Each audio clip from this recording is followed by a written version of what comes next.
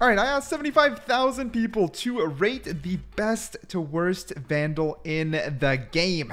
And here are the results. So believe it or not, the worst Vandal to everyone is this one. And I don't understand how, I'll be honest. It's pretty bad, especially being a Wish.com version of the Reaver. But for it to be last place completely caught me off guard. I mean, look what beat it. The Sensation Vandal came out, bro. How did this... I can no longer trust my Discord members. The Cavalier comes after, and it's definitely butt ugly, but just because it's a kind of old-timer niche, I'm gonna leave it to the boomers. Tethered Realms comes right after, and to be honest, I think this is the worst Vandal in Valorant, especially because they actually charged money for this thing. Like, bruh. Schema comes right after, and I mean, it's kind of a clean Vandal, I suppose. I think it's in a good spot, to be honest. After that comes the Nunca Olividatis. I don't know, I still don't know how to pronounce it. This shifting hue color green screen has been completely dropped, and we haven't seen it for a hot minute. I don't think it's returning. Hey, the Aristocrat, one of the original clean skins. Honestly, I still think at a lower price, this is one of the better skins. I don't really care what anyone says. If you like the default sounds, I genuinely think this is quite the banger skin. I don't know. I just think it is. And I can see why, because if people... This actually comes in a perfect spot, because if you enjoyed Neon and you like the aesthetic of the Aristocrat, I would see why you'd like Immortalized. You know, I'll give it to him. I'll give it to him. And also has color scheme, so, you know. But the gold's the best, in my opinion.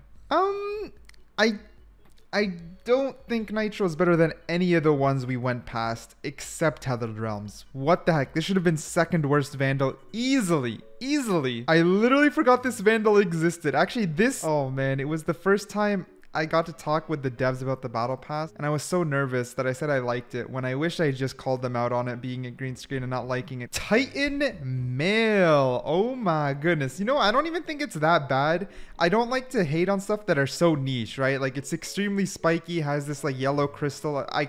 I don't think it's worth it, but maybe someone sees this and they just really, really like it, and I think it hits that niche. This one just looks gross. This goo here, bro. Why? Why would anyone use this? Need another Egypt one, man. Like when you shoot sand comes out of the barrel, or like the Sarmat is kind of cool. It's just it's so down because it's not a premium skin, you know? Oh, stop with the Shrek house. How did the Shrek house beat the Egyptian niche? I don't... Okay, Endeavor comes after. Same idea. Should have been premium. Imagine like some sort of gravity thing when you drop the magazine, it kind of like floats up. That would have been really, really sick. But if people really like the space niche, again, I can see why they'd want to cop it. I don't want to be too mean on that. Oh, dot sis. Honestly, it's crazy because this is a Battle Pass skin, and it's so cool in the sense of the way it's uniquely shaped. What's not a cool skin, in my opinion, is Team Ace. Some people like it. You know, they're a Reyna main. Fine. I like Reyna, but I just don't like when my agent or any agent is on the gun. I don't know why. I just hate it. All the OG boys, bro. In beta, you could switch the colors on this skin. Whoa, this is way too high. Bro, what? This Instagram looking background is so high. What? Bro, Avalanche actually came out pretty high. I don't even know what to say. Crimson Beast, pretty low. It's this sticker, man. This dragon being like a 2D sticker. Oh god, dude. If they actually just removed the dragon and had it just flames, I actually think it would have gotten more. Winter Wonderland, man. I don't even mind Christmas themes, but the green screen, nope. I think I've said this more than once, and I will never forget that they charged for Prism 1 and then noticed how shitty that was and started throwing them in the Battle Pass. I've spoken my piece on agents with, like, inside of the guns, and no different here. Bro, I literally feel only CSGO players bought this. There's such a CSGO gun, which is fine. It's fine. Too expensive for what it was, but, like, imagine if this was in the Battle Pass. It would make that Battle Pass skin an insane banger. Honestly, fire Battle Pass skin. One of the first, still a good Battle Pass skin. I still rate it, man. I should, yeah, I like it. It's so clean. It's this glossy black that kind of hits different. Yet another banger for a Battle Pass skin, not gonna lie. And Scarlet Odyssey, this was, oh, okay. Well, this actually comes on the back. This was also a really good skin line. The Battle Pass itself wasn't perfect, but this is nice. Bro, Wasteland is one of those things. Niche. It's all about the niche. I think it's voted too high. I think it's because of Shroud, but it's a niche. It's a niche. So funny is the Sakura Vandal just has such a pretty aesthetic that it did well, but this thing will probably fall a lot when hopefully eventually, if we're lucky, we get a Oni 2.0 or some sort of thing to dethrone it with this aesthetic. But for now, it kind of lives on its own in this niche. Bro, I put this one for fun. The default Vandal comes next. Yeah, I guess you can't beat that matte black, right? That's how it be. Origin as well. It's kind of fallen from grace because of its shooting sound effect being too loud. But the inspect and the overall aesthetic is just so pretty.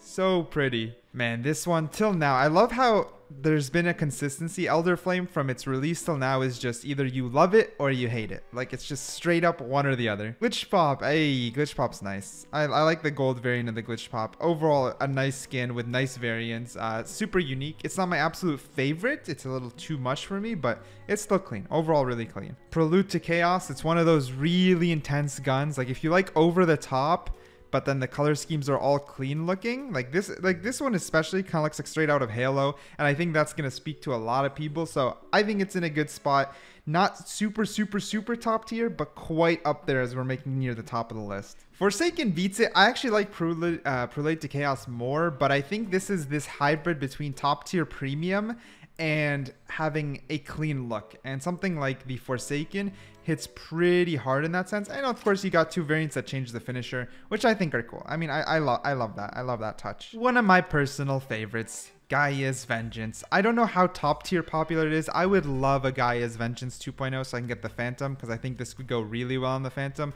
Like this blue one, I don't know. I agree. I think this one's really great, but it's still in that niche category where it doesn't speak to a broad enough audience for it to kind of keep rising to the top of this list. Champions 2021, man. One of my favorites. And I think it's because they strike, I guess. They strike that they strike that perfect of maximum CSGO skin lovers with gold, black, and white, some of the biggest and most popular color combination.